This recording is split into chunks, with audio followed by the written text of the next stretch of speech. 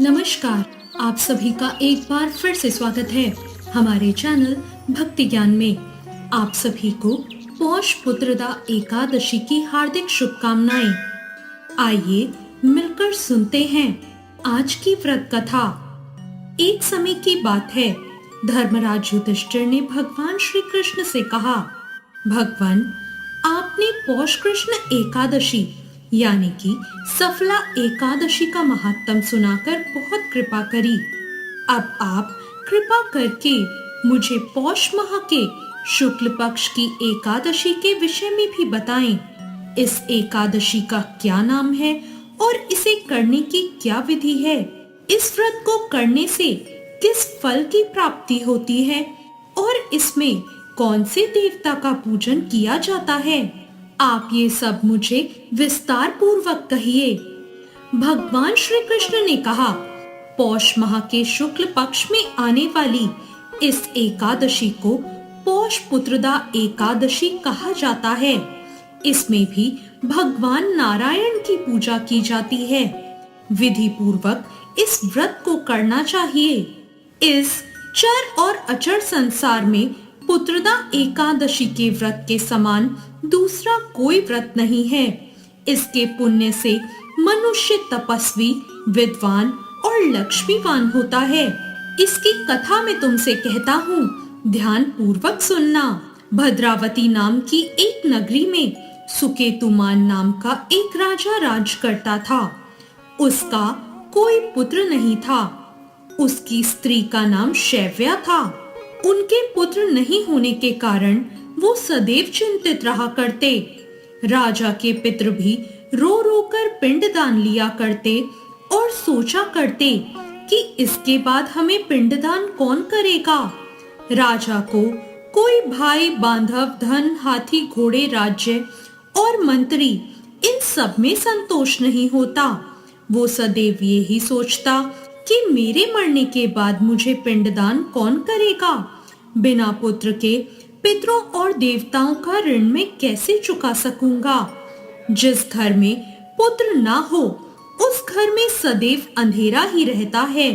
इसलिए पुत्र उत्पत्ति के लिए प्रयत्न हमेशा करना चाहिए।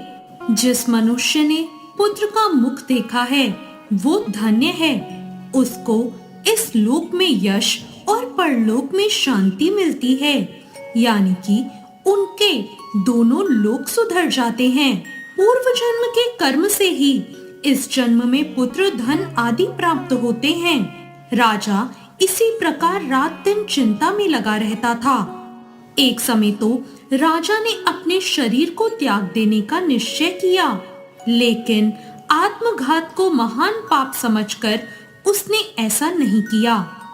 एक दिन वो राजा ऐसा ही विचार करता हुआ अपने घोड़े पर चढ़कर वन को चला गया और पक्षियों और वृक्षों को देखने लगा।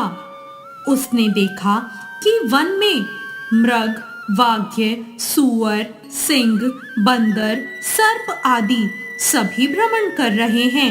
हाथी अपने बच्चों और हथिनियों के साथ घूम रहा है।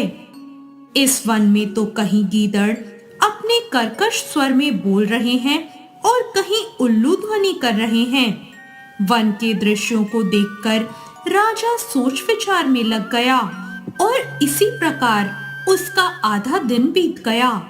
वो सोचने लगा, मैंने कई यज्ञ किए, ब्राह्मणों को स्वादिष्ट भोजन से तृप्त भी किया, फिर भी मुझको दुख प्राप्त क्यों हुआ?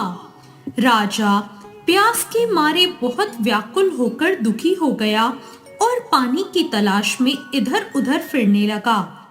थोड़ी दूर जाने पर राजा को एक सरोवर दिखी। उस सरोवर में कमल खिल रहे थे और सारस, हंस, मगरमच्छ आदि विहार कर रहे थे। उस सरोवर के चारों तरफ मुनियों के आश्रम बने हुए थे। उसी समय राजा के दाहिने अंग फड़कने लगे। राजा शुभ शगुन मानकर घोड़े से उतरकर मुनियों को दंडवत प्रणाम करके बैठ गया। राजा को देखकर मुनियों ने कहा, हे राजन, हम सब तुमसे बहुत प्रसन्न हैं। तुम्हारी क्या इच्छा है, कहो। राजा ने कहा, महाराज, आप सब कौन हैं और यहाँ क्यों आए हैं? कृपा करके बताइए। मुनि ने कहा, हे राजन, आज संतान देने वाली पुत्रदा एकादशी है। हम लोग विश्वदेव हैं और इस सरोवर में स्नान करने आए हैं। ये सुनकर राजा कहने लगा, हे महाराज, मेरी कोई संतान नहीं है। यदि आप मुझ पर प्रसन्न हैं, तो एक पुत्र का वरदान दीजिए। मुनि बोले, हे राजन, आज पुत्रदा एकादशी है। आप अवश्य ही इस व्रत को करें। भगवान की कृपा से अवश्य ही आपके घर में पुत्र होगा। मुनि के वचन सुनकर राजा ने उसी दिन एकादशी का व्रत किया और द्वादशी को उसका पारण किया। इसके पश्चात मुनियों को प्रणाम करके महल वापस आ गया और कुछ समय बीतने के बाद रानी ने गर्भ धारण किया। 9 महीने के बाद उनके यहाँ एक पुत्र हुआ। वो राजकुमार बहुत ही शूरवीर, यशस्वी और प्रजापालक हुआ।